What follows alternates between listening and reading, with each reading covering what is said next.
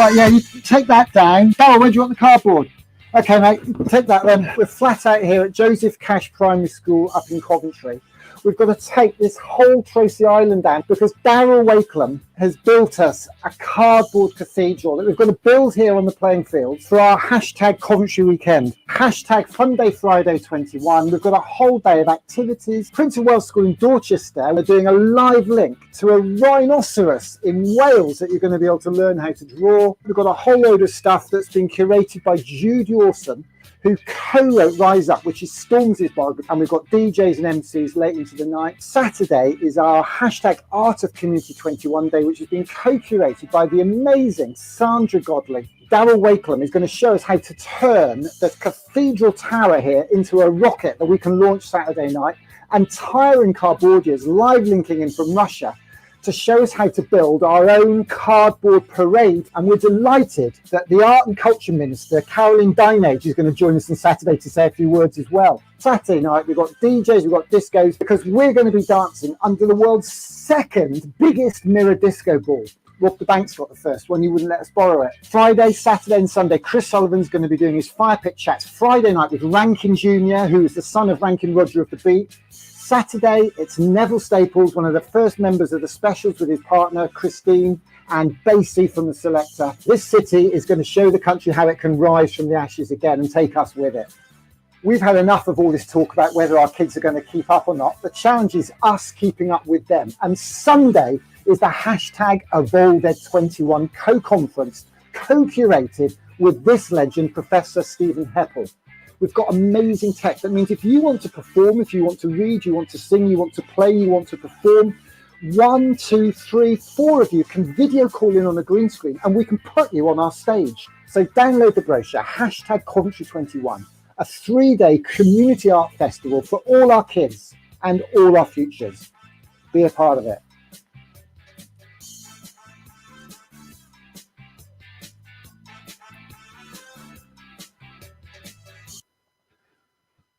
Well, there it is. We have literally built a cardboard Coventry Cathedral in the school playing fields.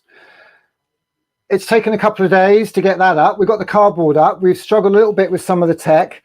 And if you look at the front there, you'll see a little stage at the front. And if you look really closely, really closely, you'll hopefully see me down the front there. That's me. Hello, everybody. I'm down the front here. I tell you what, guys, we're cooking on gas tonight. I can't quite believe we got this working, but whether it works or not, we'll wait to be seen.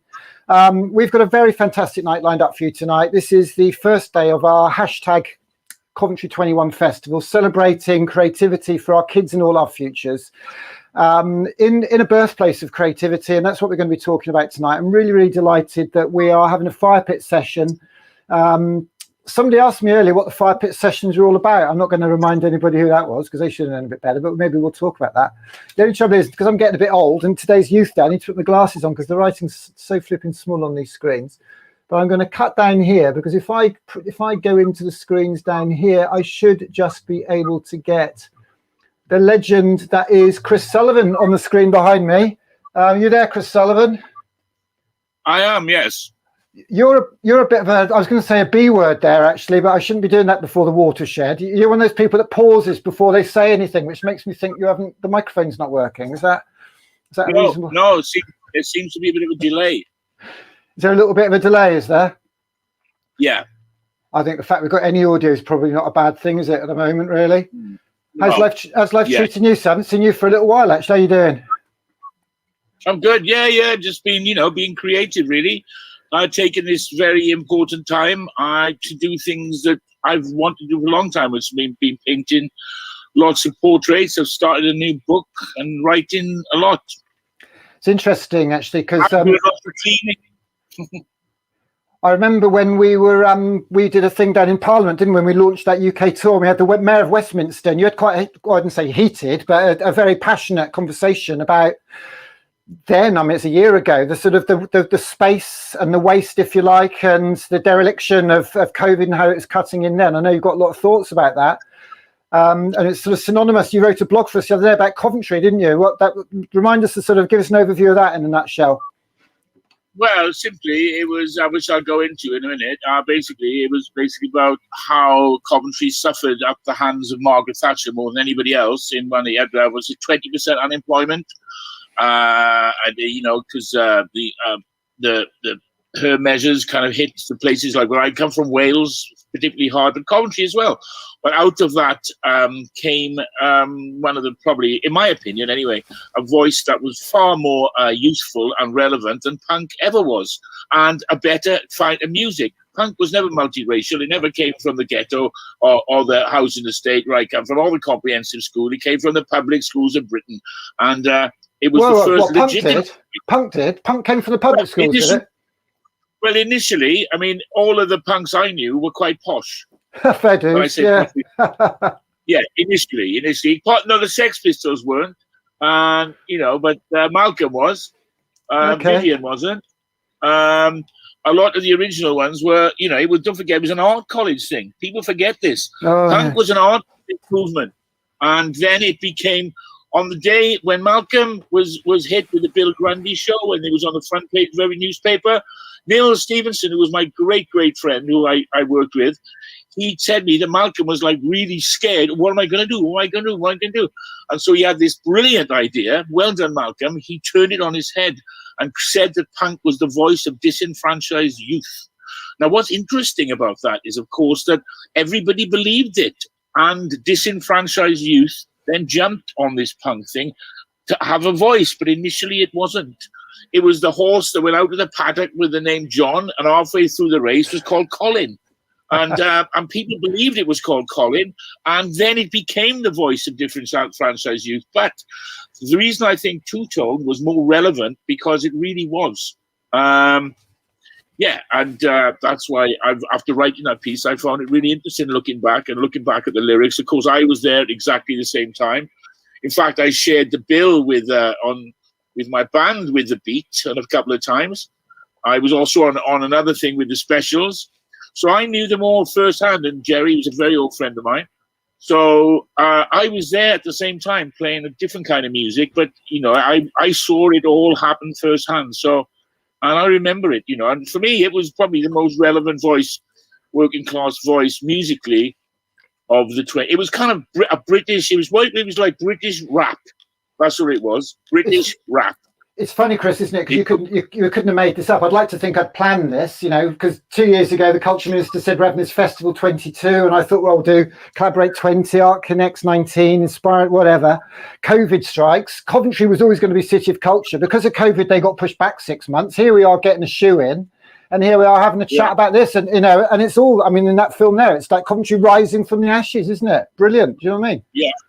And fundamentally, I mean, if I can turn the clock back slightly to go to the beginnings of punk rock and rap and disco, they all came when New York was financially bankrupt. Yeah. Now, I think this country, what with COVID and Brexit, which is really going to stick the knife in, I think we might find ourselves in a very same situation. But out of that, I think will come some great art and some great creativity and some great music. As it always, history will show you this.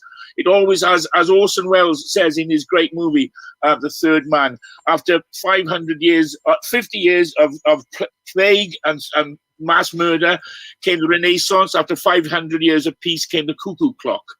I think that's what is going to happen. I think that, that people are going to create things, as they always do, whether it be Berlin in the 20s, in the 30s, post-Versailles, whether it was...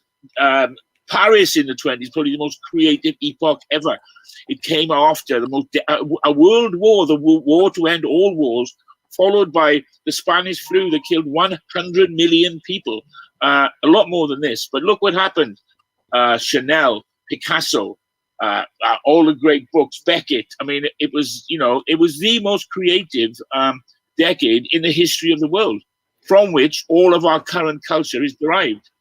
Birth of cinema. Birth of art, the art movement. Yeah.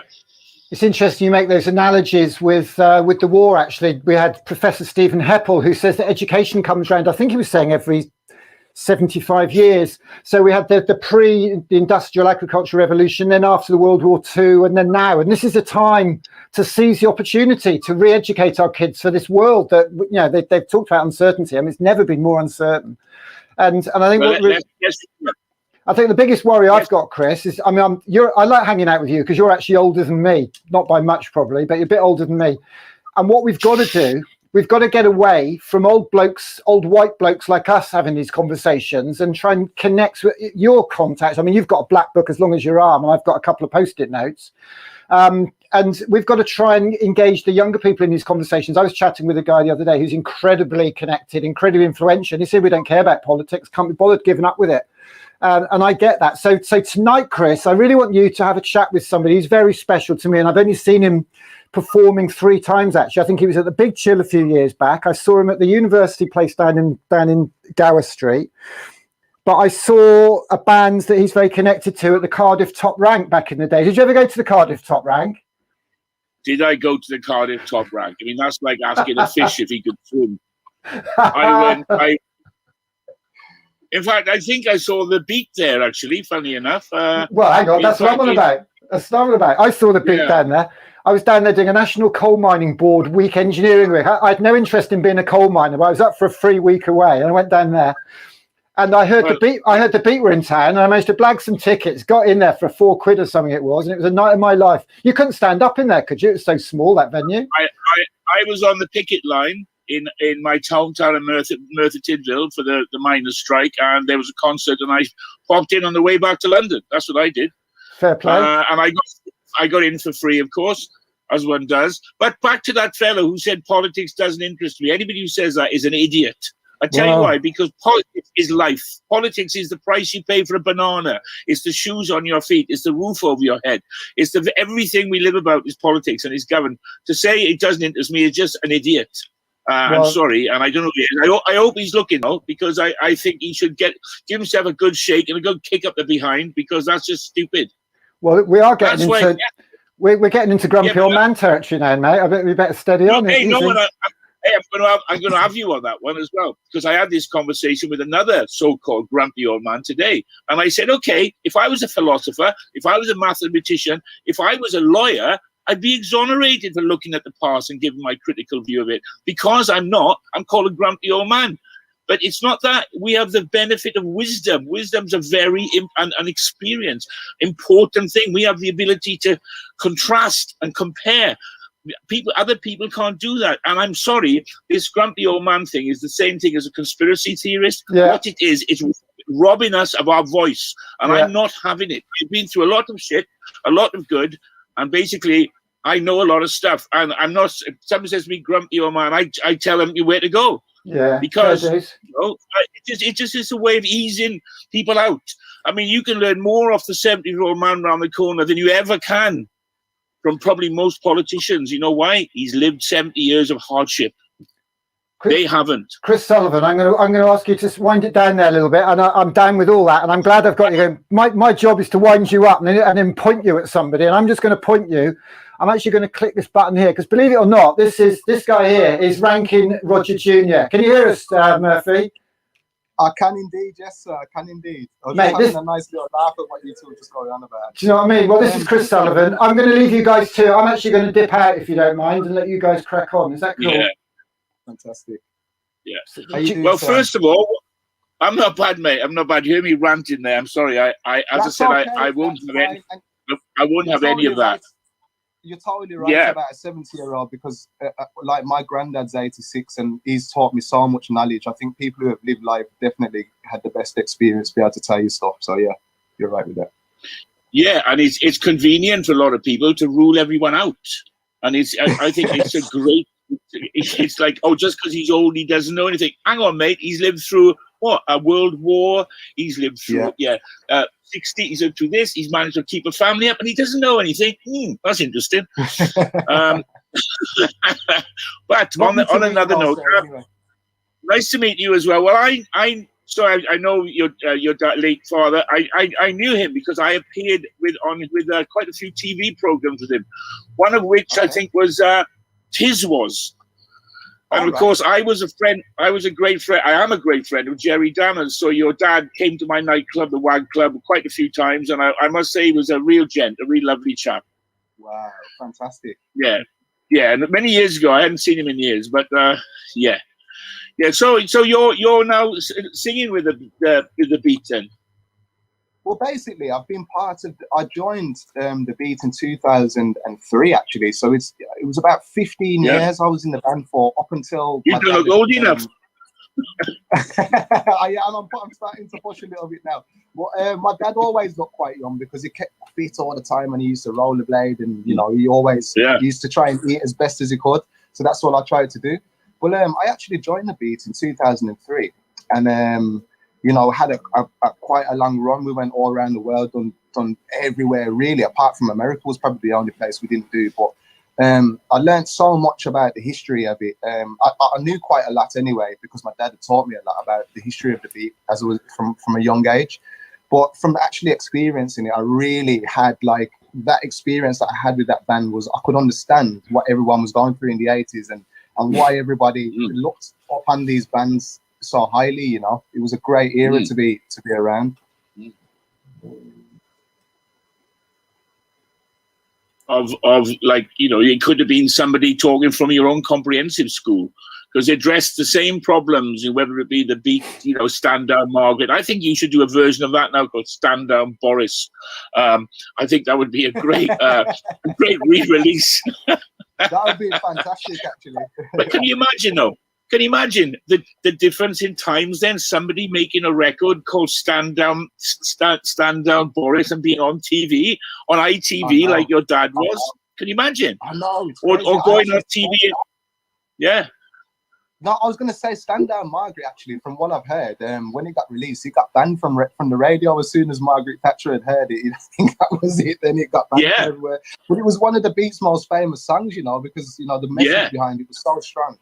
So, yeah. Well, everybody agreed, because the thing is, as I said, what was important about a lot of the two-tone stuff was, like teenage pregnancy, what it was like for walking in the inner city and looking over your shoulder. It was addressing things that young people could actually agree with before that. And the punk rock, I don't think was quite as specific as two-tone in its addressing of youth. I think, because a lot of it was, anarchy in the UK. I mean, most 16-year-olds couldn't give a monkeys about anarchy in the UK, to be honest with you. Right. They do care about getting us 15-year-old pregnant, however. I think that was important about it. Do you think it still addresses the problems of sort of inner city youth, at the moment, who are having such a hard time, especially black kids these days have a terrible time, what with, as I said in my piece, all this, the press have chosen the whipping boy to be black youth with the knives. Have you noticed how it's all disappeared now that COVID's about? And now if you're black and you live in Tottenham, everybody over 25 thinks every kid, black kid under 25 is in a gang. Yeah. Definitely. I think it's worse now. Yeah, it is pretty bad out there at the moment. Every time I look on the news recently, I've seen lots of stabbings happening and stuff. But I think the race thing, it's always kind of been there, and it's been a struggle. It's been a struggle for certain black youths. There are trouble in every race. I think today, I think living in 2021, everybody should look at each other as one now, and because so many different races and so many different people around now that I'm quite shocked that it's still going on with black people, to be honest. It's tough, especially in London at the moment. It's still going on.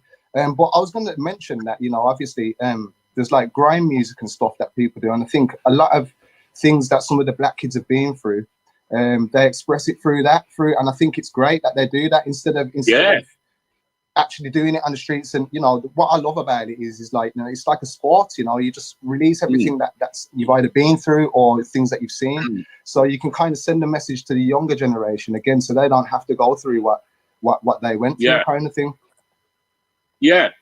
Well, grime is like, to me, 21st century two-tone. It's basically the same thing, in that it's a voice coming from places you wouldn't expect it. Also, lest we forget that Wiley had to go and print his own records. And I remember Jerry, when he started up Two Tone, he used every penny he had because, the record companies just didn't understand what was going on. That's right. And there's a lot of similarities, and because you got to remember, people, the initial lyrics of Two Tone, people have never heard the like. Record company people. These were a bunch of ex-hippies who were wandering around in flared trousers. They didn't have a clue. It was sad. I was signed to Virgin, and bloody Richard Branson had the cheek to turn up one day in a pair of flares and a cheesecloth shirt.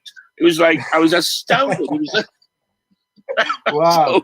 What I love about the Two Tone scene is in the ska music and the bands from Birmingham and Coventry, where like it was sort of the first time black people and white people were on stage together uniting, because there was a lot of racism around at the time, and that was just such a unique thing at the time, and also within the music they had especially with beat music anyway, with the band The Beat, they had like punk, reggae, ska, all different influences involved. So it was an amazing, a unique sound that they had, Yeah, but that's what I thought was so great.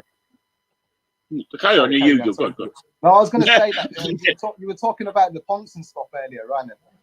And it's really weird because the music seemed to attract punks, skinheads, the rude boys. It was all of them. So in the end, they all had to sort of learn to unite as one in these places. Why? Because the music just brought everybody together. I thought it was fantastic to see that. That is very true, because as I said, I saw quite a lot of those concerts because of Jerry, of course, and it was to see all those people. And you are right. No, at that time, they were my band, for example, was 50-50, half black, half white. I remember being criticized for it. They said, oh, you're playing black music and you're white. And I went, hang on, what about the bloke from Jamaica, the guy from Barbados, the guy from South Africa? Hang on, I mean, you're not even seeing those guys. Are they just invisible to you? And it was true. It was unheard of. And I think as a clarion call, but what's important about that period, I think that created a trend almost for great black and white collaborations in the UK. Think of all the house groups. It rarely happens anywhere else. Not in America. You have black groups, you have white groups. Here, since then, there's been a great mix. All the house bands, a lot of bands, they're all mixed up now, which is the legacy, I think, of Two Tone. We are now used to it. We don't even look at it, 100%. Which is a great legacy.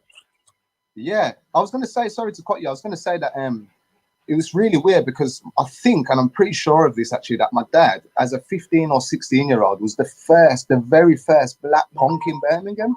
And people used to laugh at him walking down the road and stuff. He used to wear his bandage stuff, and people were like, "What are you doing dressed like that, Raj?" And he'd be like, "Well, I'm a punk, and I'm gonna, this is what I want to do." And all the punks loved him for it. It was great. Yeah, it was great to see that. Yeah, but this is what I was saying. It started out as a fashion movement, but what was good about it, it kind of embraced a lot of people.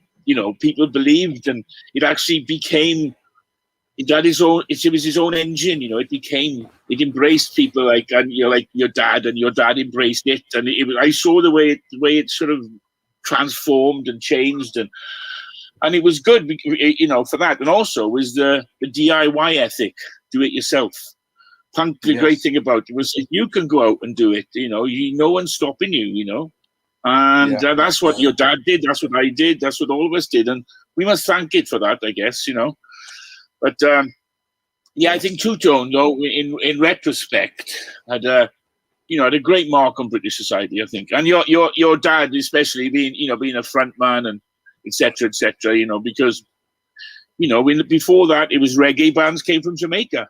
We didn't, that's right. It was the voice of a new generation, That's right. I mean, he got his experience. He got his influence from guys like what was his name again? Rankin Dillinger, and with these reggae artists that were doing really well in the 70s, and that's where he got his, people like Burning Spear and people like that, and he got his inspiration from that, and that's when it started toasting, and he was sort of one of the first guys who was a punk doing this toasting stuff. It was a really weird combination, but it worked so well, and it made him original, Yeah, Yeah, but as you know, Don Lett said to me once. He said, reggae is Jamaican punk, and hip hop is New York punk. It's the same things. It's the sloganeering. It's the lyrics. Legalize it. Marcus Garvey, cocaine in my brain. It's the same ethic. That propelled them. And the slow. These t-shirts. I mean, they are, and as I said, that's why Two Tone should be amongst them as well. Because what else is the likes of Cool Modi singing about when he says "Go see the doctor"? When he was singing about getting a venereal disease, it's the same voice coming from the same place as Two Tone. Yeah. And I think it's a very legitimate voice for now. I think. Do you think it's pertinent for now, that kind of ethic? I think right now, I remember my dad telling me in the 80s that the recession was really bad, and they were just because the Beat and other bands were so lucky to do well through the recession because of the message they were putting across. But right now, I think it's actually probably. I mean, obviously, I was very young around them times, but I think it's pretty bad. It's a mess at the moment what we're living in with the pandemic on top of the Brexit and stuff as well. I think the Brexit was bad enough, but with the pandemic, I think right now there definitely needs to be some positive music, positive words from people, and I just think great music needs to come back again. And I really do think that. I'm actually. I've got a release actually coming out soon for my dad on the 26th of March, which is his the anniversary of his death. Well, I'm working with a guy called Sam Preston on it, who's a lead singer from the Ordinary Boys, and we've sort of done a couple of songs to put out for charity. And we sort of want to have that voice right now as well, because I feel like it's needed for our generation anyway. And I think that it's definitely needed 100% positive words. And I think the way forward and the way out of this mess that we're in is for everybody to unite as people, as one, and work together through it. And I think we can get through it. It will take a long time, but I think positivity is the way forward right now. See, I've always thought there always has been a unity amongst the working classes, It's the division is a class thing, because if you went to school, to comprehensive school, I didn't give a monkeys if the bloke next to me was black. His dad worked in the same factory as my dad. But it was the divisions always come from above. And I've said it's not such a thing as, I know there's a race issue, but I think there's a lot of poor white people, poor black people, poor Chinese people who are still subject to hard times in this country. I think the government just gives particularly if you're black, of course. But being poor in this country is tough now. But as you're right, we need some positive thinking. I think the positivity has to come from creativity. I think that's the only way we're all going to get out of this shit. I got out of Merthyr Tydfil in South Wales via art. Your dad got out of it via music. We all, and I think that's our way out. But unfortunately, this thing, the government is not giving us the chance. Our young kids are not getting the options that we had for creativity. And that's what STEAM Co is all about. Allowing these young kids who may not be the greatest academically, but they could be fantastic singers, fantastic architects, fantastic painters. So we need to allow them the opportunity. I had a grant, which I was lucky. They wouldn't get that now. Yeah. It's very, very important for them to have a future, and I think this year that's been taken out already, especially for the sort of like the teenagers and younger, they definitely would have had an effect on their mental state, like everybody, I suppose. But it's so important that they get given a chance to do whatever they're good at, whether it's music, whether it's art, or whatever they can do for this country to make it a better place. Definitely, and I think that they should start doing that pretty soon. Me and Nick's sons are lucky. They go to a school which has got a very good with art. So my son, who's only 16, he's really undermined. He felt. Imagine, as I said to him, I said, "You've lost a whole year, Finn. You should be out, meeting some young ladies and all that." He said, "Shut up, Dad." Anyway, but he's lucky. He goes to a school where they actually help with the arts, but we need that right across the board, I think. So he's going to do film. Now he's decided he wants to do film, but he's spending this break watching loads of movies, you know. And so, but he'll have me and his mum, who's in films anyway, help him. But a lot of people don't have that behind them, you know, parents who can help them. And I think we need some layers of help here, you know. Yeah, definitely. It's important. You know? I was gonna say that it's important that everybody chips in here and helps. I've got a daughter who's 14 this year actually, and you know it's important that we're there for them and we help them get through whatever they want to do. You know, I think that if that isn't the case, then we're going to see plenty of rebels running around doing some crazy stuff. I think, you know, give them the opportunity to give them a chance to do it. Well, rebellion is good as long as it's creative rebellion. That's the thing, you know. Like, you know, my son, for example, he is what he did. He's in the error of his ways now. Just smoked loads of marijuana. He said, "No, Dad, that's not good for me now. I've realised, you know." And he says, "I've woken up now, Dad. I thought, you know." Yeah. So and there's a lot of kids who are going to go down those various routes to placate their creative spirit during this period, you know. So I think it's giving them a bit of a hand. What I learned through this was I spent sort of the first three months maybe just again watching films and doing catch, and then after a while I thought, well, what am I doing? I've got a studio upstairs. I need to start going and creating music and letting, if I feel angry about what's going on out here, then I need to let it out in my music. Just like my dad always says, if you've got something to say or you feel a certain way, go upstairs, get it in, say it through the microphone, get the music going. And I think then that's how, you know, this is how the beat were years ago. You know, they were angry, you know, when Thatcher and stuff was, and all the stuff that was going on. So, and they weren't scared to say you got to be brave to say it as well, you know. And I think it's time for bands to do that now, you know, because, you know, the pigs this government is making, I mean, and basically, you know, it's the working classes are feeling the brunt of this. It's the rich people, the hedge fund managers. They're the ones who are going to benefit. But we need a voice that's, you know, not only optimistic, but a voice that's digging them out, because I don't see any groups these days having the lyrical power of the Beat or the Specials, or, you know, and it's needed more than ever. There's a lot of silence out there, I feel, you know. If I was 16 or 18 or 19 or 20, I'd be having a band, I'd be going, you know, Stand Down Boris and... That's right. You know, it's really weird because I just think, I think even up from 10 years ago, it's changed now. I think lots of people are very scared to go up there and say, in case of the feedback that they get with all this social media we've got now, you get social online bullies and stuff like that, and they're scared to say it. I think if, as long as whatever you're saying, you truly believe in the bottom of your heart is right, and you're saying it for you and the people, there's nothing wrong with that at all, you know. They can only, people can always allowed to have their opinion about it, but as long as you're doing right and your spirit tells you that you're doing the right thing, then you should just always 100% give it that 100% in what you're saying. Well, I watched a film, funny enough, about yesterday about Fred Hampton, you know, the leader of the Chicago Black Panther movement, and he said, you know, they were trying to like feed children.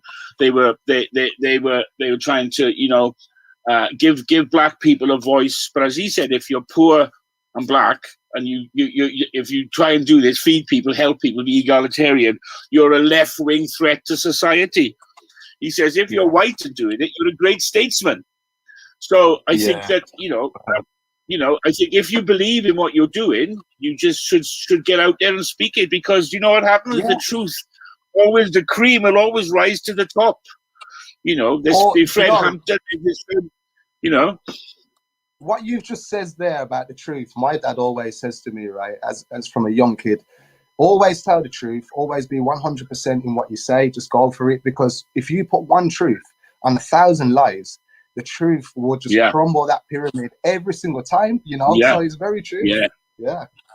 And it always comes out, you know, like the J. Edgar Hoover, for example. I'm using this film, which is coming out in a few weeks. He basically lied and set up this Fred Hampton. And now, all these years later, via his son, this movie's coming up, which is telling the truth.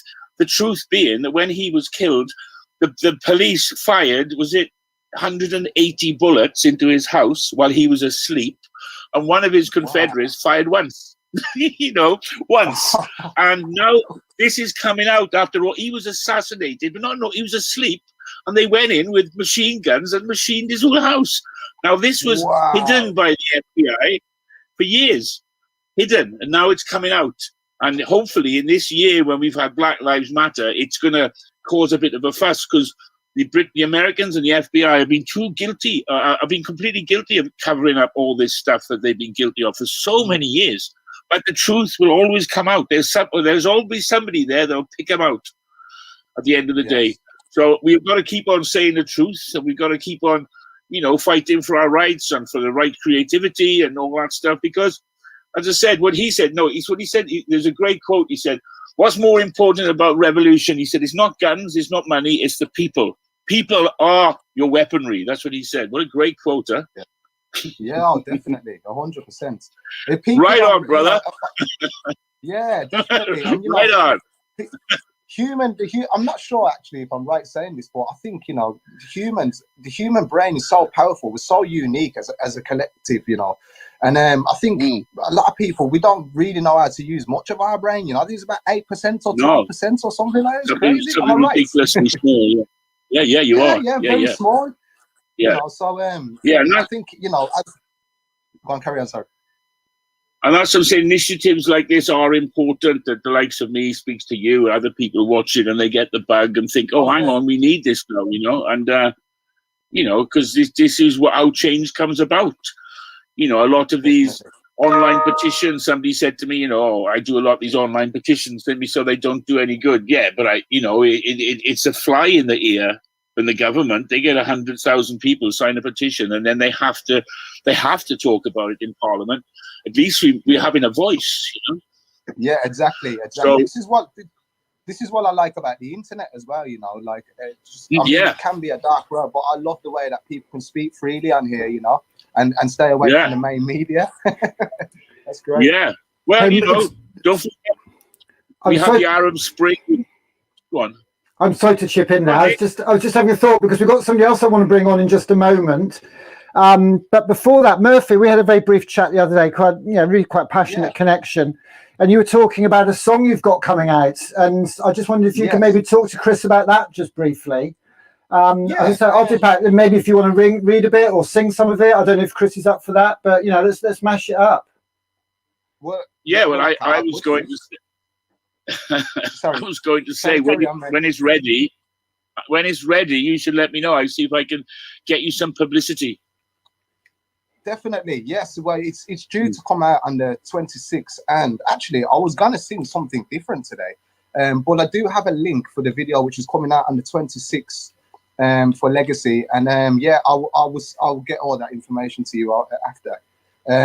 But yeah, we're basically, what happened is, my dad passed away March 26, 2019, and me and a guy called Sam Preston from the Ordinary Boys, a band called the Ordinary Boys, we decided to get together and start doing some music, and we ended up writing a song called Legacy, which was all about my dad and the history of him and what he's done and what I've got to do or what I want to do. Now he's gone, and I want to carry the flag, and it's just everything about his legacy, and hopefully it will be around forever within the music. And we're releasing it on the 26th. It was meant to come out last year on the 26th of March, but because of the COVID and the lockdown and stuff, it been sort of postponed a bit. And we just decided, right, we'll put it out this year, whether the COVID's happening or not, because the fans need to hear it. That it's great for them to have. And all the money's going to charity, by the way, as well, cancer charity. Oh, well, that's good. That's good. Yeah. Well, we'll keep an eye out for that, surely. So have you got the video, or you can sing it, or? Well, basically, I've got the video. Yes, I can send you a link for the video. I can sing maybe a verse of it, or maybe. I'm not sure if I'm allowed to sing all of it because it hasn't been released yet. But did you want me to sing that, or did you want me to give? Because I wasn't sure whether the guys wanted me to do a freestyle or they wanted me to. So I prepared a freestyle and not that. What would you prefer? Well, ask Nick. Nick, what do you want? Oh goodness. I'll be honest with you. I like the idea of freestyle. I think just pure creativity. Okay. If you've got something prepared, Murphy, does that sound right? I'll just give you something quick. It's only an acapella, but I'll just give you something quick. Hang on, Chris has just kicked me under the table. So he's kicked me under the table. He wanted a sneak peek, didn't you, Chris? Well, I must have long legs because I'm in London. He's kicked me under the virtual table. Yeah. So I'll drop a little 30 seconds to a minute anyway. So this is how it goes. It's me are the original day. Come fi mash it up with enough style. It's me, son of Rankin Raji. Back we are the people who are try start. We become coming at the business in 1999. And them time everything was fine. Our kind of man used to live on the streets. Rich man, poor man, beggar man tea. But me never check a man for him personality. When me check a man for him, nalati me say me want you to know and I want you to see. If I respect you, then you feel respect. Cause it's I Ranking Junior and they might just attack. Anyway, me come, me say the dance must cock. Room full of people, everybody dress smart. Me say people, them a love for a brand new start. So we give them the drum and we give them the bass and we give them guitar. Cause we winning the race. Man a jump up, gyal a wind up them waist. Mix up the music, mix it with bass. With a little bit of scare and a little bit of dub. Especially designed for the party and the club. We're making the music for everybody. Cause you know we are the best in the category. Said that don't want no one come lie to me. When they said them are my friend and them is me enemy. I want you to know and I want you to see. If I respect you, then you feel respect me. Yeah. Ah, fantastic. Hey, you're speaking to the right man here. I've been collecting reggae since about 1971. I have probably 2,000 Jamaican pressed reggae records.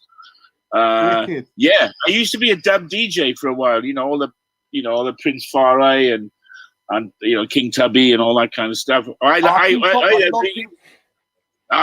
King Tubby. Yeah. You know, I had Lee Perry on at my nightclub, and one night, and he turned up near the little sort of because I used to have all that at my club, lots of dub and lots of reggae, and Jerry used to DJ there as well, and I don't know if I should say this, but I'm going to anyway.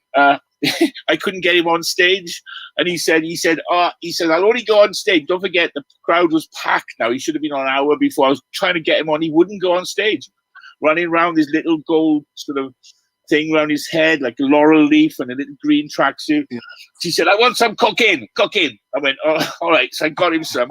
He went to the toilet with me. He said he took the whole packet and did the whole lot in one go. Oh, you joking, and then he went on stage. He did the same song 15 times. This is my new single, you know. And I got the backing band for him, which is my mates from Dennis Pavel's band. And they were going, Chris, is he all right? I went, I don't think so. By the time he finished doing the same song, this is my new single, you know. The crowd had all left. It was brilliant. Yeah. 15 times. I was just going to say about it. We did. Me and my dad, as a beat, we did a show with Lee Perry about 5 or 6 years ago, probably a bit longer. Yeah. And I remember doing a festival with him, and he had this hat. When you were talking about his headgear, he wears the strangest hats. Oh, he had a hat with like a helicopter on the top and all these other things going on. I'd never seen anything like it in my life. And he wouldn't go on stage. He wouldn't go on stage until somebody had built him the biggest joints I've ever seen in my life. In between every number, he'd just stand back and have a couple of bands on it, and the crowd would just go absolutely crazy. He's totally mad. But he was one of my dad's favorite artists and producers. Oh, he's brilliant. The return of Django is brilliant. Yeah. And my favorite was Big Youth, Manly Buchanan. I decide to move to Dirty Harry. That's the one. And I Screaming Target. Ooh. Yeah. And you, Roy, I, Roy. Ooh. Yabby you as well. Eka Mouse. Ranking in a minibus. Yeah. Ganja Smuggling in your car. That song, Ganja Smuggling. It's just, I still play it to this day. A hot day, it's outside, play that song. Yeah, man. Yeah. Guys, I hate to break it up. But I've got to squeeze somebody else in here because, believe it or not, the whole point of tonight was that tonight was being co-curated, and today it's been co-curated by an amazing guy who I stumbled across when I was doing a day in our school. Actually, Chris and I, we should say, we both got sons in a school called Ackenburley in Camden, very creative school and very lucky, as Chris says. And I had to do a day there. Now, I do most of my work in primary schools. And how on earth do you engage young people in schools that maybe aren't engaged by the curriculum or school? And And I remember being inspired by some stuff a couple of Christmases ago. I did a little tour, and and we did some Play the Stormzy video, and we sang along to that. And I saw this book actually. This is it's not the book of Stormzy. It's actually the book of the Murky crew called Rise Up, and it really touched me actually. There's a lovely bit at the beginning. And I'm sure it will connect with both of you. Might have to put my glasses on for this. By somebody called Akua. And Akua, she says, it's really weird. You never realize that you're on a journey until you look back on it. You just get up every day and you work. You do whatever you've got to do that day. It's only when you stop and think that it starts to make sense. And my dad's a great bloke. I've loved my dad, great in the community, but he never ever sat down to me and said, Nick, don't give up, stay with things, because everything you do will come back around again. I've been doing this 10 years and met Chris 3 or 4 years ago, and that really touched me. And I thought, well, here we are. Here's a young person, not terribly young, but younger than me, certainly, inspiring me. So I gave 5 copies of this book out to those young people at that school at Ackland Burley. And they broke my heart when they told me what this meant to them. A £9, £10 book, very, very powerful. So I'm absolutely delighted. Now, this is where I have to take a bit of a in the lap of the gods here, because if I press a button here, we should fade across, and there's a man in black. He's looking very dark there. The lighting's a bit dark there, but we're over the moon here because we've only got Jude Yorson over there. Now I'm going to have to make sure my buttons are pressed. They're not. So hang on, we can't hear him because I haven't pressed all the right buttons. Jude, do me a favour and just say something. Convince me my tech works, will you, man? Hello, is it working? You're not convincing me. Hang on, it's my fault, not yours. Hello. Why can't I hear you, Jude? Hang on, let me try that. I can hear him. Oh, could you? Well, yeah, because Yeah, I can hear you guys. Well, this is where you all think I'm an idiot because of that, and I've got to tell you it's because I've actually got lots of audio patched to stop the feedback, but that's my problem, not yours. So I'm going to put myself back up here for a minute. Jude, thank you so much for joining us tonight. That is, oh, hang on, let me get you on. Very, very grateful for you being here. I don't know, did you catch much of that conversation between these two guys? Yeah, it was a very interesting conversation. It's generally about, like the history of ska and reggae music. I caught like the good last of the 15 minutes, and yeah, I really related to a lot of what I kind of got what Chris was saying about the whole Judas and the Black Messiah, right? That's the film we were just talking about. Yes, and, yes. Yeah. I literally watched that film like last week. I'm in the process of writing a film review for it, and it touched me differently as well. Mm. It's a powerful film. I had some reservations about it being created, but yeah, it's very interesting times, especially on the back end of like the political movements that we've kind of seen in the last year or so. Yeah, I think especially in this particular time, we've all been allowed the luxury of having time to think, and I think that the ridiculousness of the situation, that they should get away with it, or the police versus black population in America, the absurdity of the situation should have been realized a long time ago. One of the great luxuries of COVID is given everybody a time to look at the situation at hand, which is utterly ridiculous. And I think that's what's important about that film. I think it's going to open a few people's eyes to the ridiculousness of it, of the American, the FBI and Edgar Hoover. Imagine putting Edgar Hoover in charge of a country, of the FBI, with no law. I mean, it's utterly absurd, So I'm hoping that film is going to open a few people's eyes, Structural kind of movement. That's what systematic racism is to me. I'm sorry, I'm yet to watch that. I'll have to watch that, definitely. Yeah. However, I missed it, I don't know. It's not even one of those films. I don't think it's out yet, fully in the UK yet, because theaters in America are open at the moment, and there are some streaming sites that have it. But I was fortunate enough to get a private link to watch it. But yeah, I think it should be out on some streaming platforms soon for you to watch. But yeah, man, I think it's a powerful film. I know it's very difficult with lots of people chatting. Rankin Jr., I may just swap Jude in for you if that's for a minute. Is that all right? Yeah, of course. Yeah, fine. That's fine. Yeah. I don't know if there's anything you wanted to say, or if we've got quite an audience on here. Blimey, there's an audience perked up while I wasn't since I last looked. I don't know if anybody out there's got a shout out for Murphy Rankin Jr. before he goes, because I know Chris is going to have a chat with Jude for a bit. We've got a shout out here from Importance to Kante, says your hat is great. So he's not talking to Chris. It must be, so we've got some priority messages coming. So that's made somebody very happy. Anybody else going to put a shout out for Murphy? And what do we think of Murphy before he goes? Come on, guys, let's have some shouts. Go, Murphy. Say that again, sorry. Go on, last few words from you. Yeah, just I'm just hoping that, you know, we can all come together as one now, you know, as the people, and unite, and, you know, whatever color, black, white, Chinese, Indian, it doesn't matter. We're all the same. We're all human. We're all one. And I think we have to help each other to get out of this, and just keep the positive, spiritual and positive vibes all the way, you know. And you can't stop that, you know. So that's good vibes. Good vibes. Well, thank you very much. Love, man. Thank you.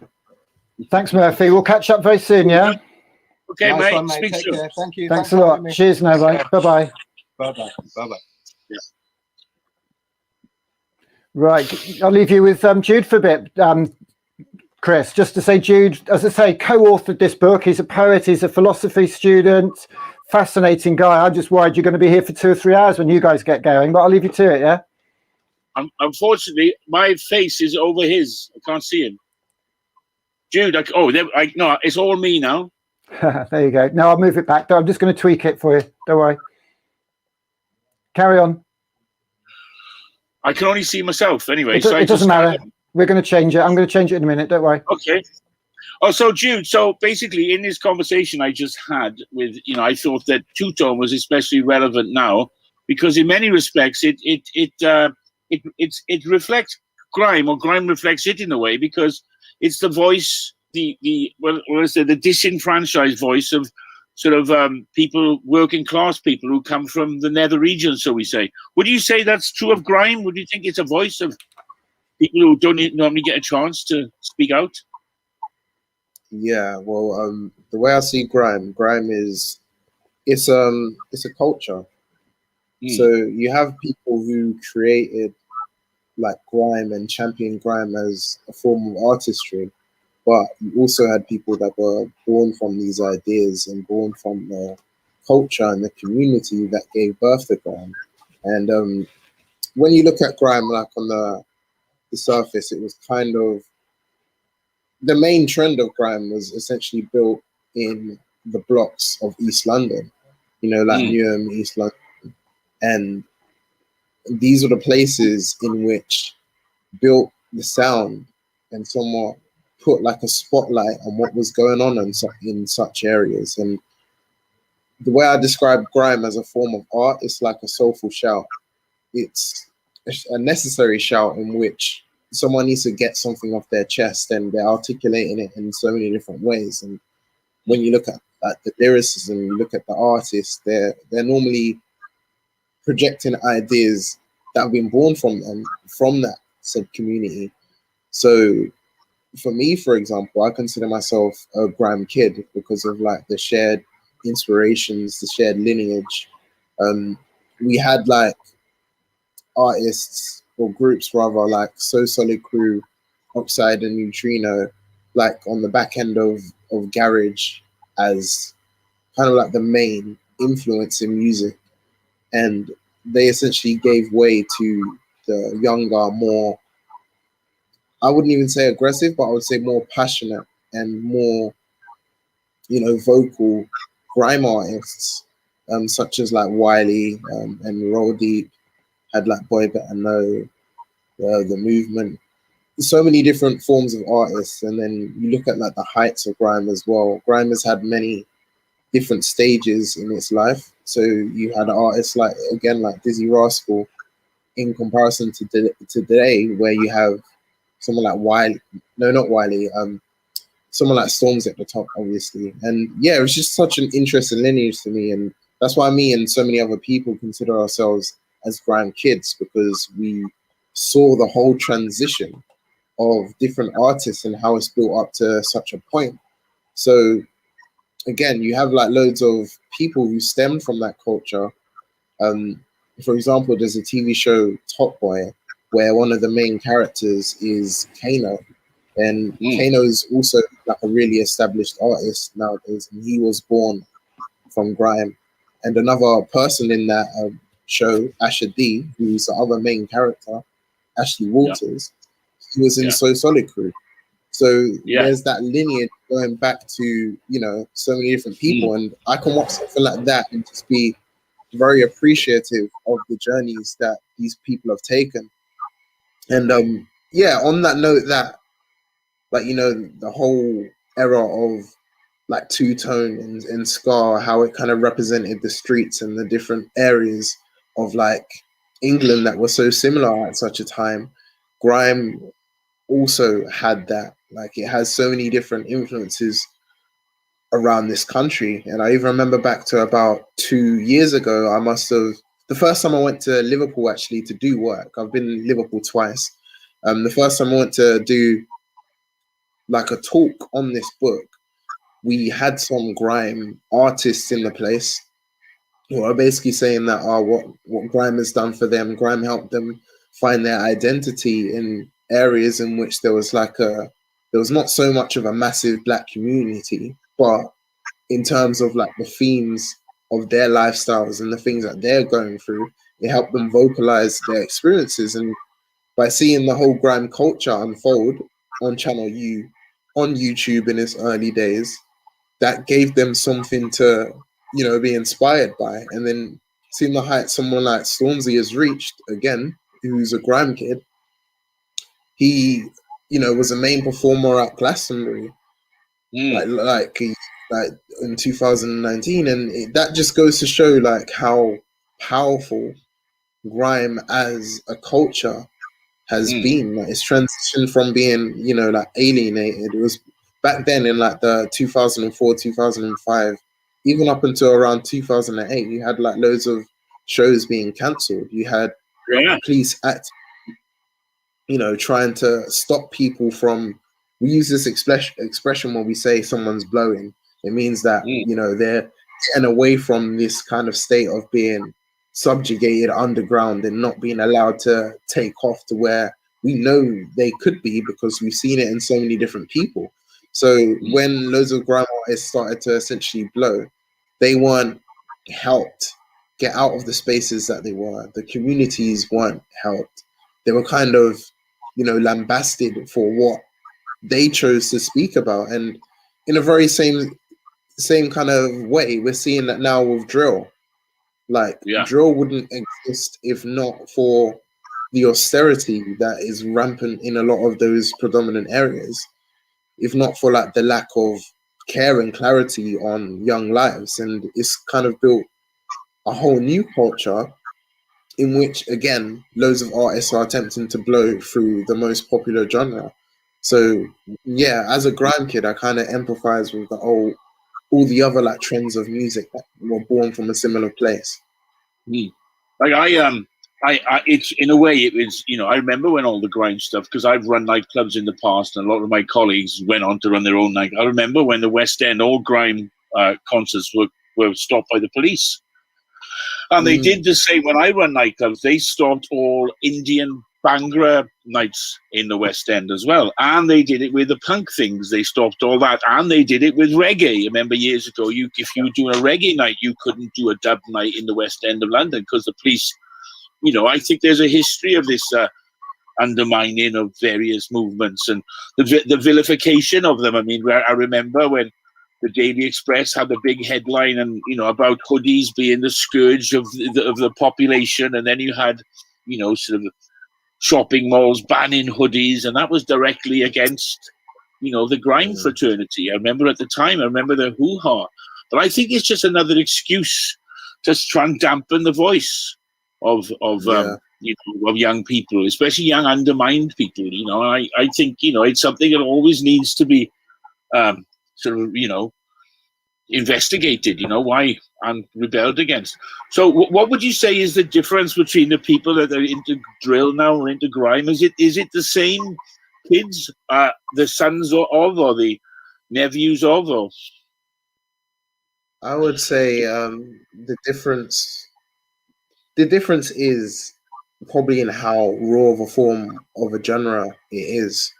It's quite explicit, but for me, growing up as someone who's always listened to hip hop and different trends of it, I see a lot of this music as the realest form of music that you're ever gonna get in terms of the amount of lyrics you can infuse into a song, the implications of these types of like sounds and music. And music is also a very spiritual thing, so I can understand to an extent when people say, you know, X, Y, and Z music can influence you in certain ways. However, the fact is a lot of these forms of music exist because of that disenfranchisement that these people have gone through throughout their lives. And the big glaring question at that point should be, why do these things exist? Why are these views being held? Why are these actions being taken or suggested?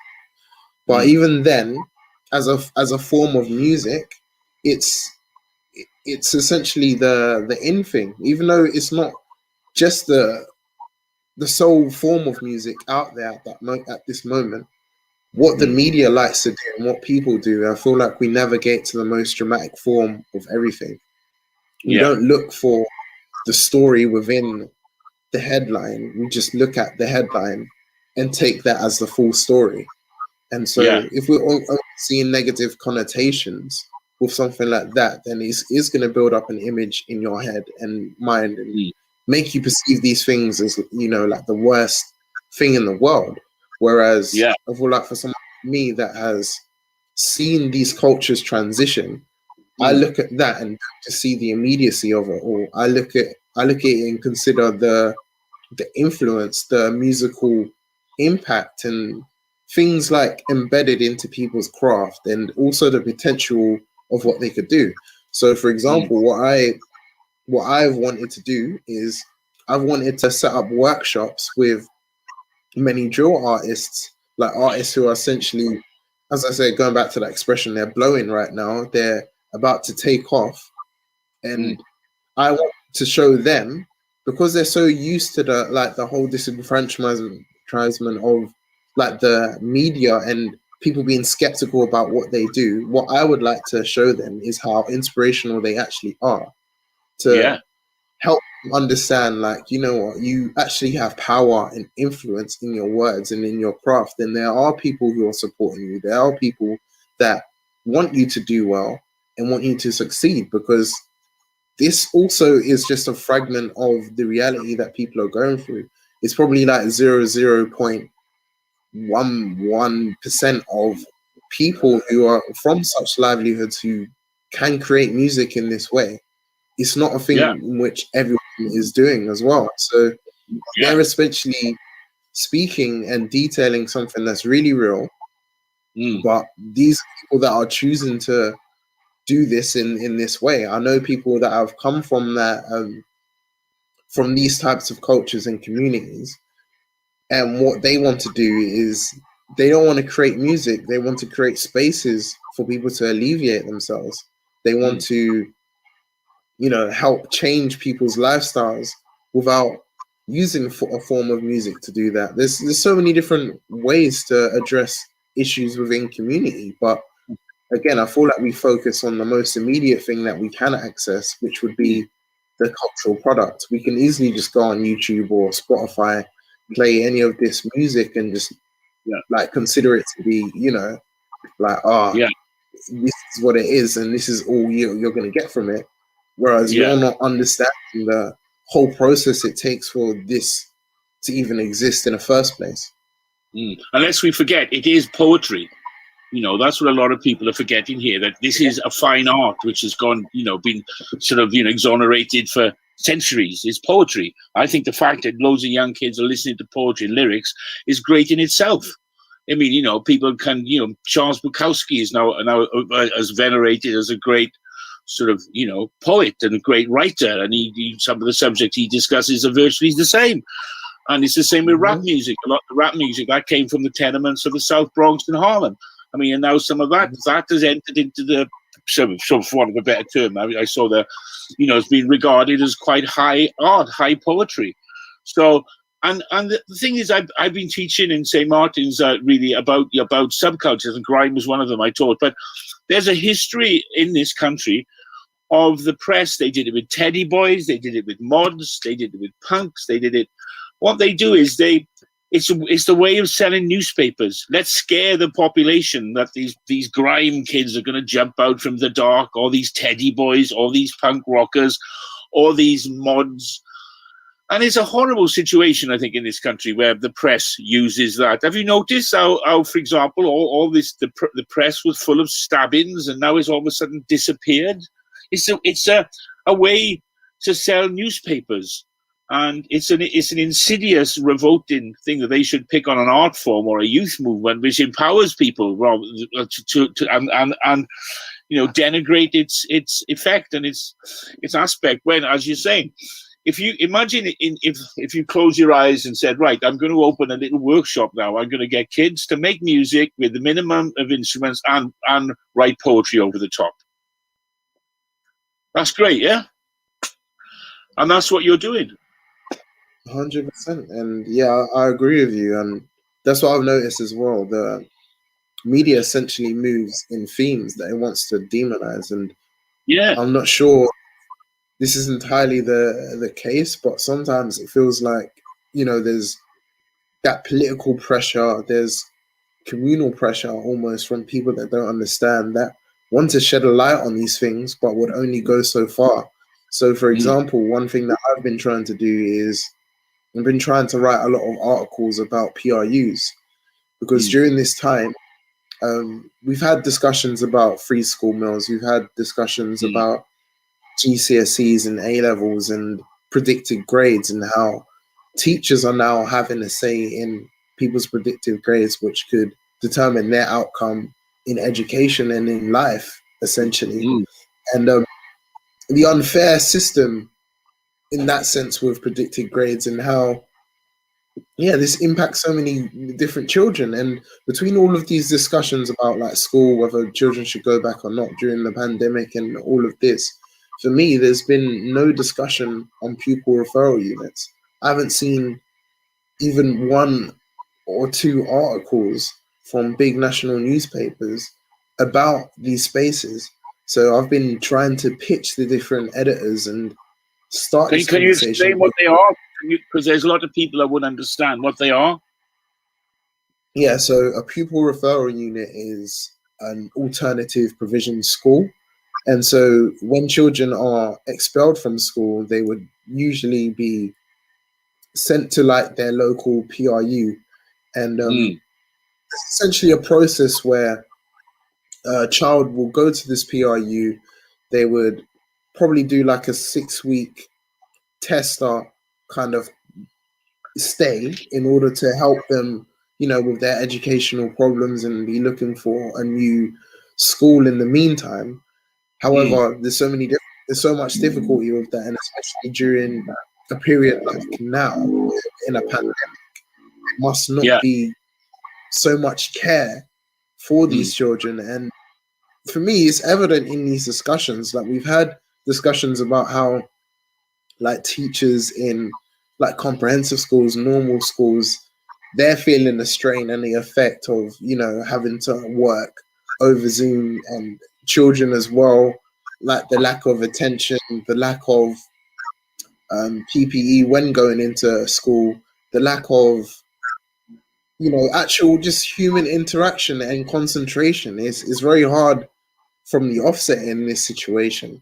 Now, at a PRU, loads of these institutions are understaffed. They don't have the right amount of resources.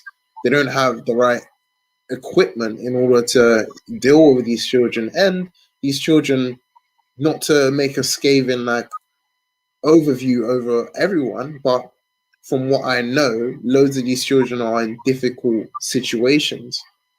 So with those difficult situations, it's very hard for these children to even have access. For example, like if you don't have Wi-Fi at home, if you don't have like a laptop, how are you supposed to join in with your class on Zoom. If you are provided with school meals, like, like how are they coping at home? And God forbid, but this is the situation with so many people right now as well. What are the domestic ramifications of these children staying at home as well? Are they doing okay? Essentially, for a lot of these children, PRUs are essentially safe havens where they can go in, they can actually try to help, like, sort out their educational life so far. Even though I don't see it as the end of someone's life. I went to a PRU when I was 13 years old, and I'm not going to simplify it and just say, oh, I turned out all right, but there were so many different situations in which I needed to be helped with, like, my behavior, with my educational attainment, and there's so many issues at PRU, and there's just not that much of a conversation there. So it's been a but my son's 16. His two of his friends his best friend went to one last year, and his other friend, who's luckily come back to school, Elijah, he's back now. But and there's nothing being written or spoken of it. But one point I did pick up on is I think Wi-Fi should be free, like a telephone thing, free. Like that's what Corbyn wanted to do, free. Why should imagine this? Right? If you're on universal credits, for example, or thing, you're going to get £600 a month, say 400, 200 that will go to your rent. Then another 40 or 30 goes to Wi-Fi. How can a single parent, like one of my son's friends, she's a single parent, she's got 4 different children living with her, all from different fathers. She's living on benefits. Now, how on earth is she going to be able to spend that £40? So her son, who's my son's best friend, he has to come around here and do it, I mean, that's prejudice via income, which is, which I think that and the PRUs, they need to be. I haven't seen it much people looking at this in this instance. I've seen them talk about laptops. What's the point of a blooming laptop if you haven't got Wi-Fi? It's crazy for me. There's so many, like, different conversations to be had here with this type of issue as well. Like, for instance, this country isn't really set up on, like, socialist kind of principles anyway. Even though we believe we're liberal enough and we kind of work off meritocracy, for me there should be a social minimum where no child or human being in this country should go hungry. No child or human being in this country should go without, like, shelter. Like, we're in supposedly one of the greatest countries in the world, and we can't even provide our people with shelter. And that even reminds me of, like, last year when you have, like, loads of big mansions in places like Kensington, like South Kensington, for example, and there was discussions being had as to whether or not these homes should be opened, like, during the pandemic, for homeless people to be staying at that point. And loads of people literally heckled the idea. They hated the idea of just homing human beings during a pandemic and one of the worst winters that we'd ever seen. And so we live in goes back to the civilization of people, right? It's like, how much do we care about each other as a community of human beings? It's a very it's a weird situation to me, but I think we're working on it slowly. Well, I think that, I grew up in the 60s and, then you had a Labour government. So I've seen a Labour government in a long period, then there was the Race Relations Act was passed. They decriminalized homosexuality and abortion. There was equal rights for men and women. I think there can be an opportunity for this. I think 50% of the population actually believe in what you're saying. But it's also being nice to everybody has been vilified. And this idea of socialism is something like Stalinism. It's utterly different. Socialism is basically, I'm not religious, but if you're religious, it's basically what Jesus was cracking on about. Be nice to everybody. Look after each other. And if Cuba, a supposed third world country, can achieve all that you're saying, education for everybody, food for everybody, roof over everyone's head, surely Great Britain can do it. The fact that there are kids going hungry as we speak in South London is an absolute travesty. And I remember various people who've tried to feed these children. They've been vilified, and and it's a travesty. I think that really needs shouting about in Britain. And there's people, with billions, who could be helping out, and they just aren't. I mean, what can they do with all that money? This society, the whole thing needs a good shake, as far as I'm concerned. But that's on another subject. Don't get me, as Nick knows, don't get me onto that one. But you are right, though. No, though the basic things of a society, of a so-called civilization, are. I think it was an Iron Bevan. He said, I think it was from where I come in Wales. I think he said, if the rights of a civilized country has to have a few things: education for children, food for children, and a roof over everybody's head. And we're failing on that now. So I think this country is not civilized then. Guys, I'm going to have to. You're over time, Chris. I'm sorry. I'm really grateful to you chatting to Jude. How was that for you, Jude? Having a chat with somebody who's a legend to a lot of people. Certainly, I used to try and get in his nightclub. He'd never let me in. You know that, don't you? The wag back in the days. That's because you were a twat. I didn't walk around with high vis in those days either. Yeah, you asked for that. I'm sorry. I know. Fair enough. I was DJing, but I was DJing at the other end of London at the time, Chris. You know that. No, but it was a membership place, and we couldn't let the whole of London in, as you know. Mate, I got in enough. Don't you worry, because I had a few friends from the Medway towns who knew all your DJs. All your girls were from Kent, weren't they? Julia, Princess Julia. I do remember. I do remember getting a bunch of tickets for the Def Jam after gig party. Actually, that was a good night, I must admit. It was, and the night when I had 20, it was the first hip hop review when I had Ramel Z, Africa Bombata, the Rocksteady Crew, the Double Dutch Girls, King Theodore, Grand Wizard Theodore. I mean, that was a night. That was 27 rap performers in a place that held 400 people. And the funniest thing about the night was, the biggest problem I had was Futura 2000 did a live graffiti on the stage, and asphyxiated about a dozen of our customers. Take it to hospital. That is not a good look. That is not a good look. My club, by the way, the club I ran in the West End, it was probably the first mixed black and white proper club. But basically, through my club, we kind of broke hip hop, because I was linked to New York with the Roxy Club in New York. So I had all like the Run DMCs, the Jungle Brothers, and the Redhead Kingpins, and the Queen Latifahs. They all played at my club. So I think that's in a way why Nick has asked me to ask these things, because I have a history with rap music and funk music and all that kind of stuff. And I'm still a DJ now. But I'll be honest, Chris. I think we get you in, Chris, to be honest, because you've got this perspective. And we had a bit of a cheeky row earlier because I called you a grumpy old man. You've got a lot of valid perspectives. You've put the time in. I mean, Jude, what are your thoughts, having had a chat with Chris? Was that of any interest? I mean, what's the vibe? Yeah. Don't put it on the spot, for God's sake. I like learning like an interconnected history. And of course, like I knew of the different kind of trends of music here in the UK, in which, stemmed and had like a vocal presence, like two-tone and ska and bobs for me. I grew up with, my dad, he moved here during like the early 70s, so he's got like a wide collection of music. And we're even having a conversation the other day, Nick, about the specials, right? Yeah, Ghost Town. I didn't. Yeah, Ghost Town. That was like literally one of my favorite songs when I was a baby. Was it? Oh wow. Yeah. Hey, it could be now. Dad would play vinyl.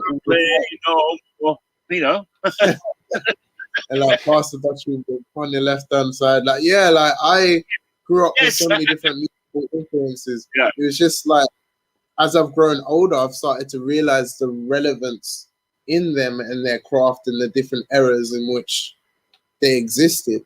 And I feel like, again, like when it comes to like musical history here in the UK, it is kind of a shame. Like if you didn't have that older presence above you to teach you these things, it's like it's been X'd out of our history. We don't pay enough homage to these things. Like, for me, there should be documentaries, there should be films, and I'm sure there are, but again, these should be just hosted for us to learn from. And what was really interesting about the book, right?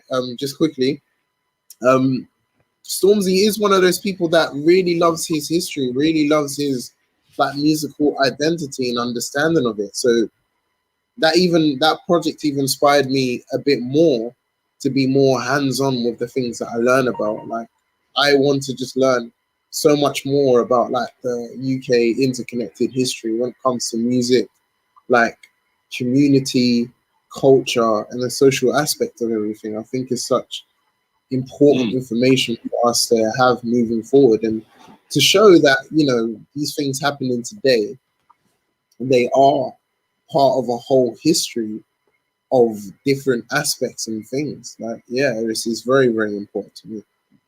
And part of the, lest we forget, part of the de-education of the masses by the conservatives is basically, there's nothing more dangerous. The most dangerous enemy is a knowledgeable enemy. Keep them stupid, keep them under manners. That's basically what it's all about. And so, you know, I've always been a good advocate of history and learning from the past, because that's the only way we can't learn from the future. So, one thing I wanted to ask you, I'd be very interested in this, the beat of Grime, because I know there's the drum and bass and the garage thing, but how did that derive? Because I can see the roots from two-tone, and hip-hop comes from a lot of funk, like James Brown, and different loops from 70s funk. I mean, but Grime, it seems to have this beat that comes from nowhere, and drum and bass to a certain extent. But how can you explain where that came from? Well, from my understanding of it, it's kind of stemmed from like jungle as well. So when it kind of mixes together with the tempo up, it's like 140 BPM. That's what everyone refers to it. With the beats per minute going faster and faster, it's like a lot of these grime MCs were spitting in ways to catch the beat and you know, playing in so many different types of ways, like flows and styles, and it creates something really, really beautiful. You can have someone that uses like a lot of ad libs, and for me, looking at events like Culture Clash, you kind of see it like with the reggae systems, and you know, like the bashment influence. And when you look at like because I feel like grime and UK rap only came to Culture Clash a bit like later than everyone else, but yeah, when you look at like those different sounds, you can see how many different influences are interjected in, and then you've even got like high life, hip life, like Ghanaian and like Nigerian music influenced and influenced into some different styles and beats. And yeah, grime it's a really, really wide genre, and there's so many different takeaways from it. And I feel like today it's a bit of a shame, because I feel like beats have transitioned in a way where grime isn't necessarily the most predominant sound at the moment. Well, actually, to put it simply, it's definitely not. But the culture remains so strong, because it's like the one sound that stuck and opened the door for everyone to come and do their thing. So lineage again, like drill wouldn't exist in the fashion that it does if not for grime here in this country anyway. Even though drill was born in Chicago, like in 2010, 2011, that's when drill started to become a thing, and it was adopted by artists in Brixton who essentially used those beats and producers added their own like UK kind of twang to the beats. And now like say UK literally runs the drill scene internationally. But even then, now when you go back to like Brooklyn, there are now like US inspired by UK drill artists. So it's essentially worked its way around like full circle. And but the transition of beats has been really interesting. And even when at Grime's heights, I'd even go as far as saying that loads of people didn't even, because of those artists who really conquered grime are so versatile. They were able to slip into so many different avenues. Like a lot of the grime artists now who have albums. So even like with Stormzy, I don't call him a grime artist. I just call him an artist because oh no, you don't. That was the beef I had with you, young Jude, wasn't it? Because in your book, you've got all the I'm having you on that, mate. I'm sorry. I'm going to put my glasses on because I don't want to misquote you. You've got so this is a book about the murky team. So you've got list of contributors: Akura, Alec, Rachel, Austin, Calum, Flips, Manon, Aisha, Toby, Fraser, some bloke called Stormzy. Okay, what's Stormzy's gig? Stormzy, musician and co-founder of Murky, blah, blah, blah. So you called him a musician. I had you for that, didn't I? But we let it go. We let it go. I'm only joking. It's the same kind of thing to me to an extent. But yeah, I know. I'm being facetious. I just had to get you on one thing because it's such a good read. Chris, I'll get you a copy of this, yeah? Please do, because I'm very interested in it. Yeah, I'm interested in it. Because my son, as I said, being 16, and all his friends, they're all into all this, and doing a lot of research. And well, I'm interested in what you just said about the beats being African and Nigerian, because then it really is the voice of these hard places, they played rough places in Newham, etc. And I'm always very interested in, these melting pots and what is put in them, and the more diverse the ingredients, often the more interesting the outcome. So that's why I was asking you about the derivation of the beat. What do you think about? Hang on, Chris. You're gonna have to have a chat in the green room. You two. You're gonna go. I told you to go on all night. I'm ever so sorry, but we've got a watershed thing going on here because we've got a bunch of young people from 2 secondary schools in Coventry, which is very, very special actually for us. Who are going to share their art and their work and their creativity. And I can see some people coming in they're in the green room already. I've got Malumba texting me left, right, and centre. Do my WhatsApp messages get pinged up on the screen? Do they come through or not? You don't hear those, do you? No, that's good. Okay. I just, when you said, Chris, you're a twit. I didn't say it. You called me a twit. I didn't call you a twit. I'd never be so preposterous, Chris Sullivan. You a twit. Big difference. You called me that, did you? Okay, well that's all good. Chris Sullivan, the first of 3 fire pit chats tonight. Jude Yawson, can you make 2 old men very happy and sign a couple of these if I get by them and get them for you? Would you sign those for us? Hey, sure. Nick, I'm not happy. I'm not old. You're as old as you want to be. Fair enough. The reality. Older then, Chris. Older then. So we're going to get. Well, not that it matters. Not that it matters. Is that cool, Jude? Yeah. Yeah. Chris Sullivan, bog off, please, because we're getting rid of you now. Because the rest of the evening is Jude's evening. Okay, Jude. Lovely. Let me speak. Lovely to speak to you, Jude, and maybe we can meet up in London one day when I'm in. When we come out of this this turmoil. Yeah, man, that'd be cool. We'll see you tomorrow night, Chris. We've got Neville Staple. Okay, Neville Staple from the Specials tomorrow night, which is going to be great. So let me just. So how was that for you, Jude? While I just change this over, is that cool? Yeah. Talk to us about your thoughts on that. You're having a chat with someone like Chris because you'd never heard of him before, probably, had you? I don't know. No, not that you should have either, to be honest. I have actually. I've heard of the name. Okay. But it's just interesting having conversations with, I'm not even to sound like ageist or anything, as you guys said, like you're as old as you feel, young as you feel rather. But yeah, it's good.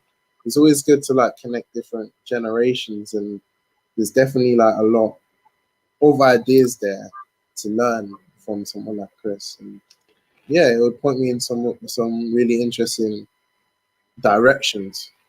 Yeah, it's interesting. Like, even talking about age, I'm sure these secondary school children are going to make me feel very old.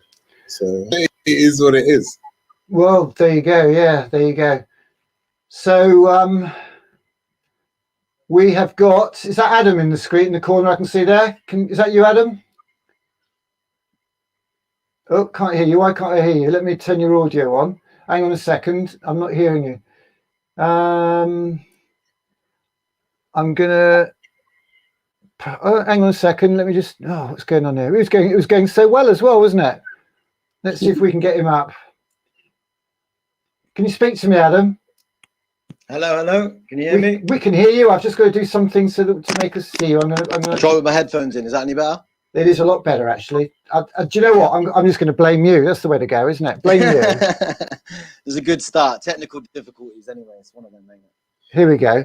So, so you're from Cardinal Newham School, which is a Roman Catholic school, I believe. That's right. Yeah. I work as a music mentor at Cardinal Newman. Yeah. I think what's been interesting, actually, I mean, there's no religious kind of undertones to this. There's a lot of religious undertones to this book, the Stormzy book, Rise Up, and I know there's a lot of faith underwriting this. Jude, I mean, just remind us about your moments. You had some musical inspiration or not, didn't you? I mean, it's interesting how people get different thoughts and feelings from the church vibe. Yeah, well, in the book, we're actually having like a discussion about Stormzy's like first musical influences, and for him, he said that when he went to a church where they used to sing like gospel and praise like a lot, and there was this one certain person in the choir that struck a different chord in him, and he literally like sat on a note differently and held it up in such a place that would just have like Stormzy thinking like differently, and he added like a little kick to the end of like the way he was singing a certain word, and Stormzy just said like it was probably that soul moment in which inspired him to start like creating music in the fashion that he does.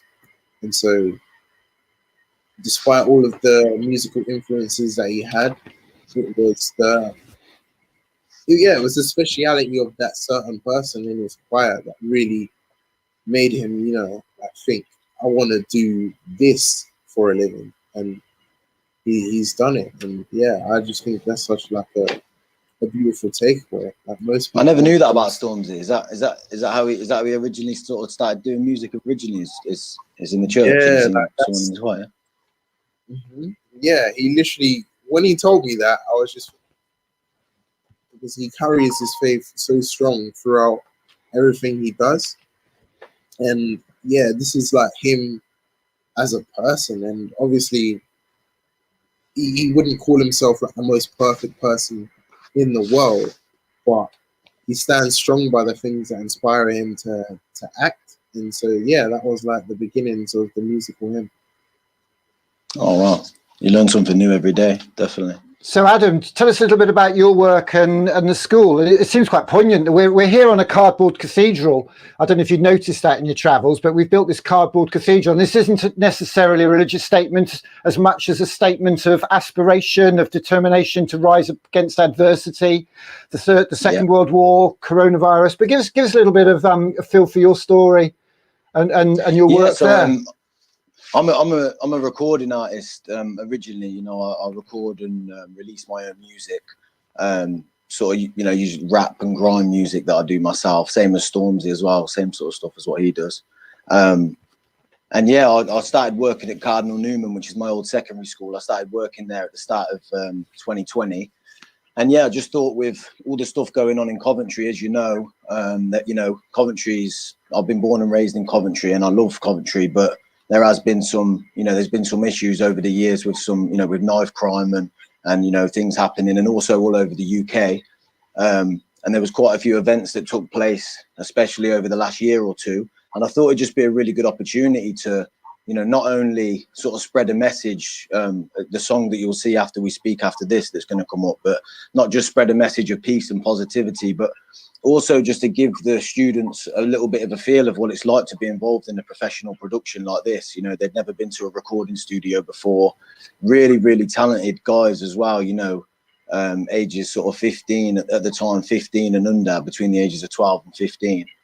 Just to give them that opportunity. And I think at the minute with, cuts to the youth system and obviously youth clubs and stuff like that, which were around a lot more when I was younger, there's real less opportunity for the kids to thrive and stuff and do these kind of things and actually work with artists like myself who are, releasing music and, doing good stuff out there with, within the industry, and just give them an opportunity to see what's really out there and, try and really just sort of trigger a bit of a spark in them, you know, to kind of want to, you know, go a lot. What you'll see in the video after this, you'll see the music video for the Pray for Peace track we did. So we did a professional music video, recorded in a professional music studio. We took about a month or so getting everything perfect and rehearsing, and we even performed the track to, I think it was around 700 people at the awards evening at the school, all crammed in. Just it was basically done about a month before the lockdown. So yeah, and then obviously a lot of the students, as you'll see in the video, you know, it's given them inspiration to carry on doing music outside of school. And basically it's, you know, my idea is, you know, rather than being out on the street and, you know, getting into mischief, you know, be at home expressing yourself through writing and going to the recording studio and, you know, making music or making beats or editing videos. That's what I basically do at Cardinal Newman. I take the students through different projects. A lot of the time I work with students who are sort of disengaged at school as well. Usually the boys that I work with that are disengaged, get them involved in the music sessions and just get them back involved and engaged in school. And then basically once we go from there, they'll have a session with me a week. And it's, you know, something like different from to look forward to and a bit of motivation from to, you know, get back engaged in their other lessons as well. So, yes, I was looking back at the Pray for Peace behind the scenes today for the first time in a while. And it just brought back some really good memories, not of just the project, but just life before lockdown, I guess, as well. Yeah, it's very cool. So, what? How do you want to play it, guys? Where do you want to go from here? Do you want to play your first film, Adam? Yeah, if you want to play the Pray for Peace music video, that would be perfect. If you could play the music video first, and then after that, it'd be great to do the behind the scenes and have a little look at the interviews and stuff. Okay, cool. Well, let's see if we can cut to that. We have our sort of head in our hands, I must admit, at the moment with pressing these buttons and bits and pieces of what's going on here. So bear with me. Let's see how we go. Okay.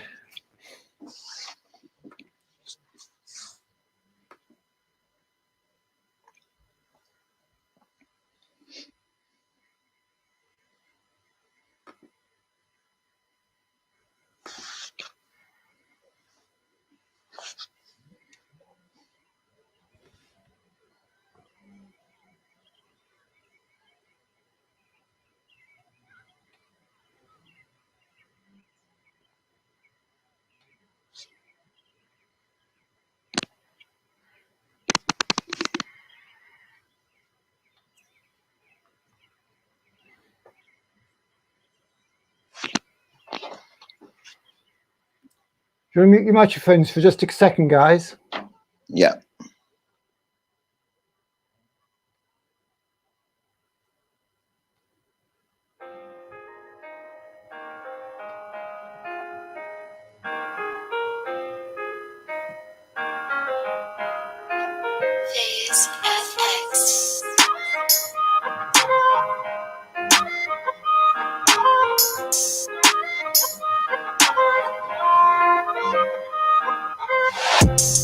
Spreading knowledge through the light of faith. Yeah, Coventry's a type of place. We just want a peace of mind and an easy life, and that's why every night I pray. Spreading knowledge through the light of faith. Cause Coventry's a type of place. We just want a peace of mind and an easy life, and that's why every night I pray. Knowledge through the light of faith. Knowledge through the light of faith. Knowledge through the light of, knowledge through the light of, knowledge through the light of. Knowledge through the light of faith. Honestly, I'd like to say the city that I live is always peaceful every night and day. But we all know that's really not the case. And there's a couple issues that we really got to change. But now it's time to focus on the positive. Forget about the hate that we create through all the politics. Life is easy when we work as a team. And when we're fighting, all we're doing is disturbing the dream, yeah. They say my city is the city of peace. Come and join me on this journey, on a mission to lead. Look into my eyes, I'll show you all the vision I see. I got words of wisdom, I just hope you listen to me. Spreading knowledge through the light of faith. Yeah, Coventry's a type of place. We just want a peace of mind and an easy life, and that's why every night I pray. Spreading knowledge through the light of faith. Cause Coventry's a type of place. We just want a peace of mind and an easy life, and that's why every night I pray.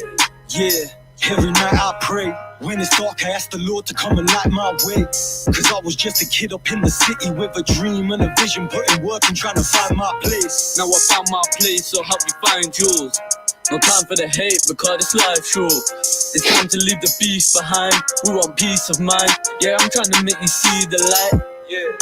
Cause every day I pray for peace, I pray for unity and families and safer streets. Tell the youngers make the most of their potential. Every lyric that I rap is straight facts, it isn't make believe. It's time to reconcile because we're stronger together.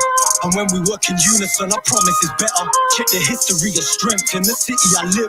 We got hit by the blitz and came back stronger than ever. It's like spreading knowledge through the light of faith. Yeah, Coventry's a type of place. We just want a peace of mind and an easy life, and that's why every night I pray. Spreading knowledge through the light of faith. Cause Coventry's a type of place. We just want a peace of mind and an easy life, and that's why every night I pray. Wow. Lovely. You guys went stupid. Were you making a video that was going to be shown in lockdown? Put your own audience on.